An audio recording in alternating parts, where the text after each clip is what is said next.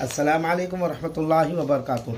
जी हाँ नाज़रीन इकराम, कि जिस तरह इबादतों का सिलसिला है, नमाज़ों का सिलसिला है, उसको तो जारी रखना है।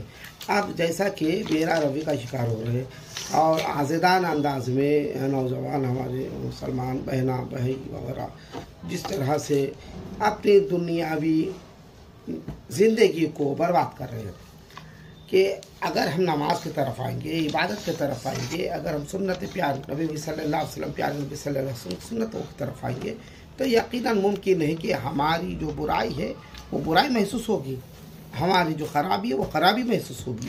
आज बुराई बुराई नज़र नहीं आ रही, खराबी खराबी क्यों नज़र नहीं आ रही? इसकी वजह क्या है? इसकी वजह ये है कि हम दुनिया की तरफ ही रुख कर लिए और अल्लाह के घर की तरफ का रुख भूल गए। हम हमारी बहनों से भी गुजारिश है वो पढ़ने पहन कर वज़ू करके बावज़ू होकर मुसल्ले बिछाकर अल्लाह की बारगाह में बैठे सजदारेज़ हो, कुरान की तिलावत करें। ये भूल गए, कुरान पढ़ने से जहन शार्प होता है, तेज़ हो जाता है और बरकतें होती है, घर में रहमतें नाजिल होती है, सवाब तो है ही। तो इस तरह से अल्लाह ताला की रहमतों के साए में हम आते हैं, तो हम प्यारे नबी सल्लल्लाहु अलैहि वसल्लम की सुन्नतें अदा करें, अपनी ज़िंदगी को संवारेंगे तो यकीनन खुशहाली हमारे पास आएगी।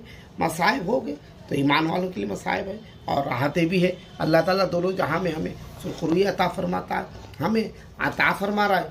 हम ऐसे गुनाह करके अल्लाह की नाराज़गी का शिकार हो रहे हैं।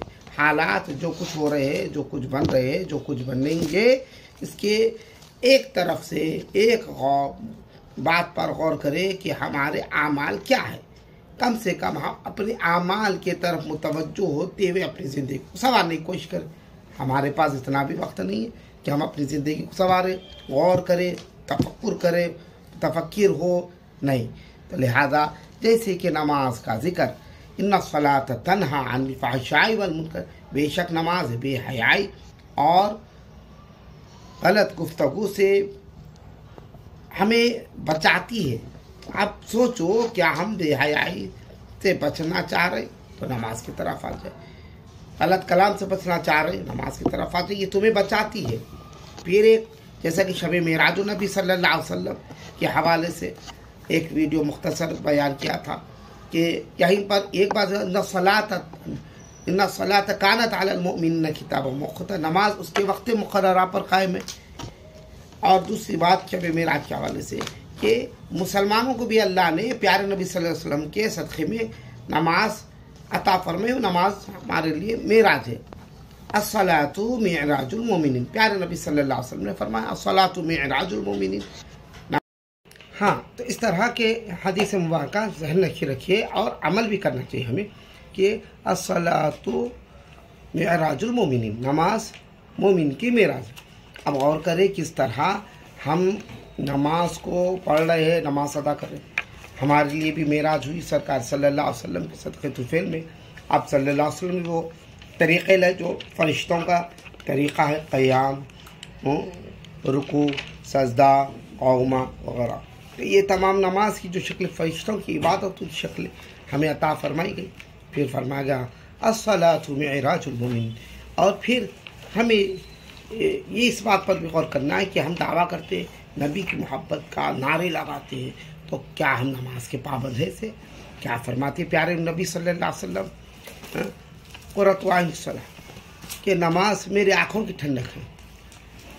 आप सल्लल्लाहु अलैहि वसल्लम की आँखों की ठंडक क्या हम बन रहे हैं? मुसलमानों पर अगर ये चीज़ें इंकशाफ हो जाए, अमली जामा इसको पहने, तो यकीनन जो मसाइल परेशानी वो ज़ायल हो जाएंगी, दूर हो जाएंगी इंशाअल्लाह। गौर करने की बात है, फ़िक्र करने की बात है, तवज्जो करने की बात है, अपने आप की इस्लाह करने की बात है, अपने आप को संवारने की बात है।